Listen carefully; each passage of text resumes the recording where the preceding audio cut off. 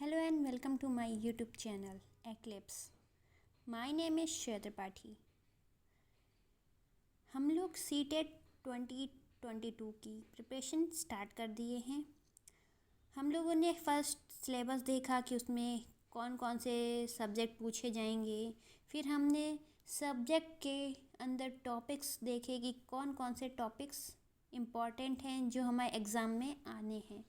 हमारा new pattern होगा क्योंकि ये लास्ट दिसंबर एग्ज़ाम से CBT मतलब कंप्यूटर बेस्ड एग्ज़ाम चल रहा है, जिससे हम लोगों को अब न्यू पैटर्न देखना पड़ रहा है कि अब क्या आएगा आगे चल कर।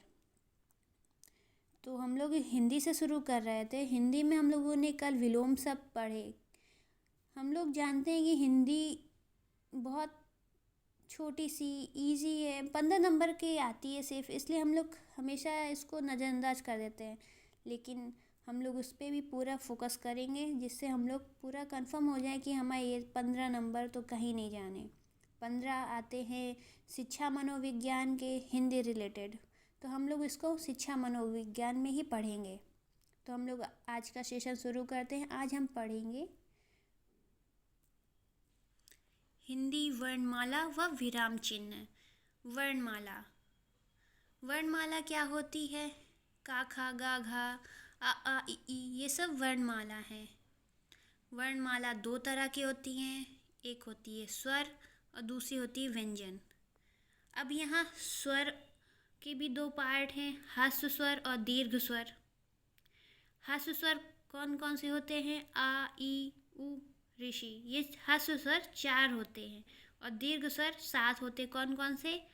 आ, बड़ी ई, बड़ा ऊ, ए ओ औ।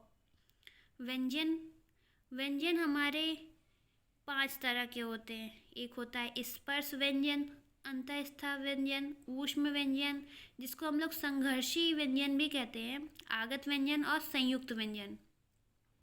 स्पर्श व्यंजन हमारे टोटल 27 होते हैं, जिसमें 2 संक्षिप्त या हम लोग इसको उत्कृष्ट व्यंजन भी 2 में होते हैं, उनको जोड़ लेते हैं। 25 हमारे स्पर्श व्यंजन होते हैं का वर्ग से पा वर्ग तक, और ढा और ड़ा 2 हमारे उत्क्षिप्त व्यंजन हैं, जिन्हें हम टोटल 27 स्पर्शी व्यंजन कहते हैं।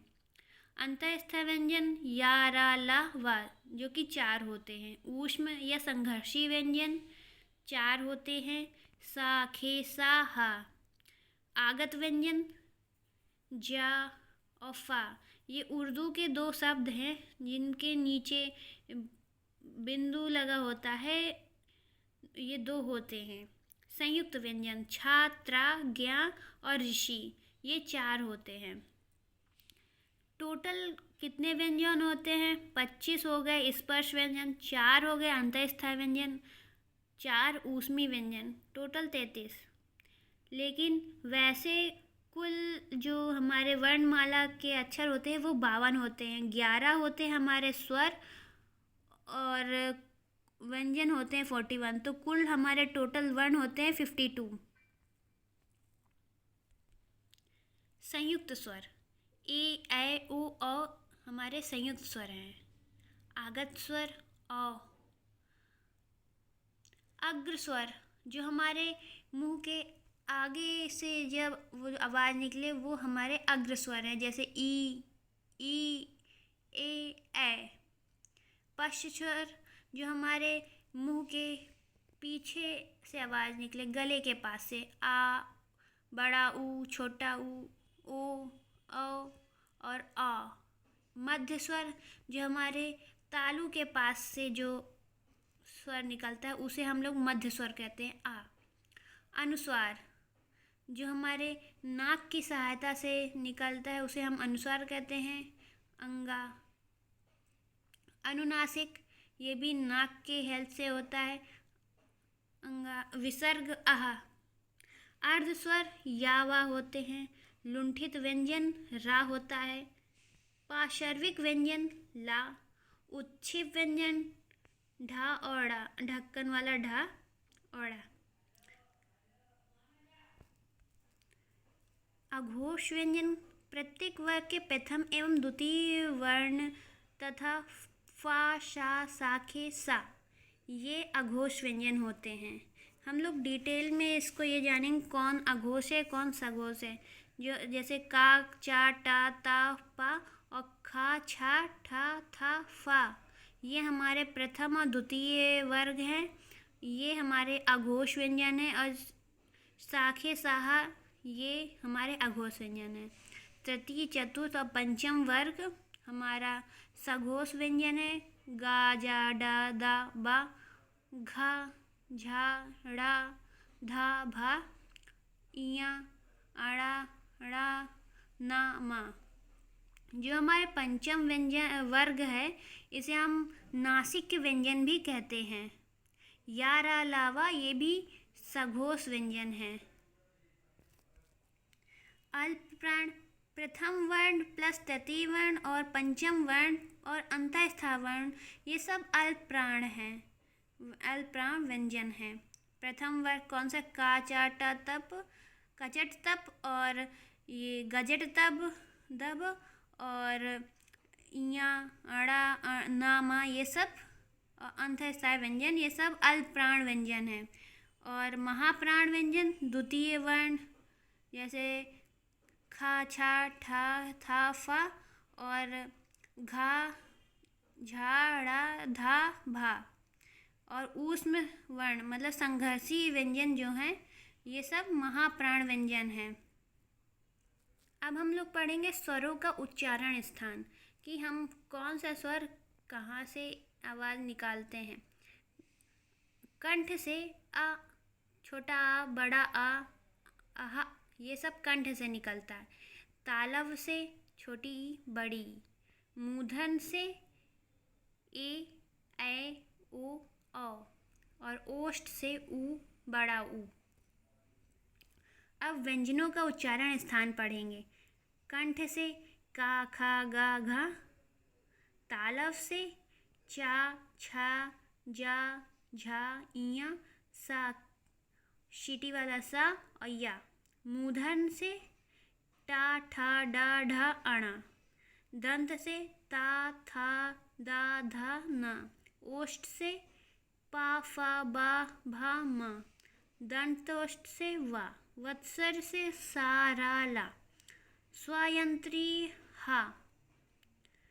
ये हमारे वर्ण के सारे डिटेल्स हो गई कि हम लोग इनका उच्चारण कैसे करते, कौन सा महाप्राण है, कौन सा अल्प प्राण है, कौन सघोष है, कौन अघोष है। ये सारी डिटेल्स हम लोगों ने जान ली। अब हम लोग पढ़ेंगे विराम चिन्ह कौन कौन से होते हैं।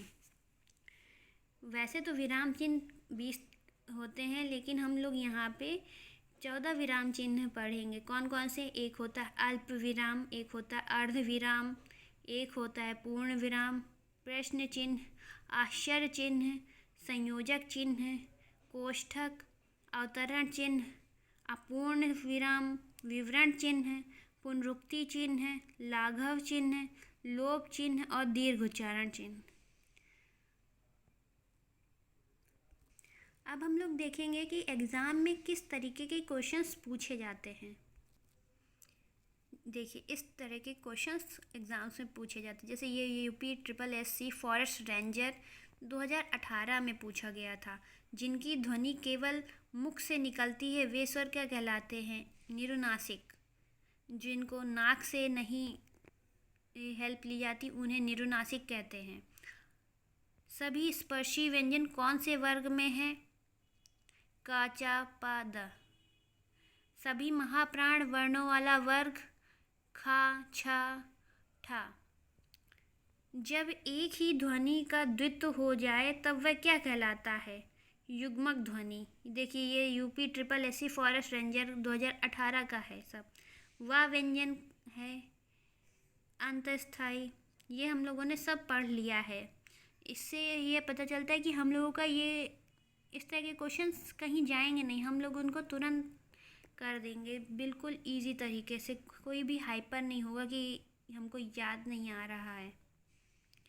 जैसे ये वाला UP SSC lower sub inspector का है 2019 का। जैसे कौन सा स्वर कंठ तालव्य है? ए। ट वर्ग उच्चारण की दृष्टि से किस प्रकार की ध्वनि है? मूर्धन। कौन सा दीर्घ स्वर है? आ। अनुस्वार किसका कार्य करता है? पंचम वर्ण का। ये भी हमने बताया, अनुस्वार या नासिक व्यंजन पंचम वर्ण को ही हम लोग कहते हैं। संयुक्त स्वर नहीं है इनमें से ऊ। संयुक्त स्वर कौन कौन से हैं?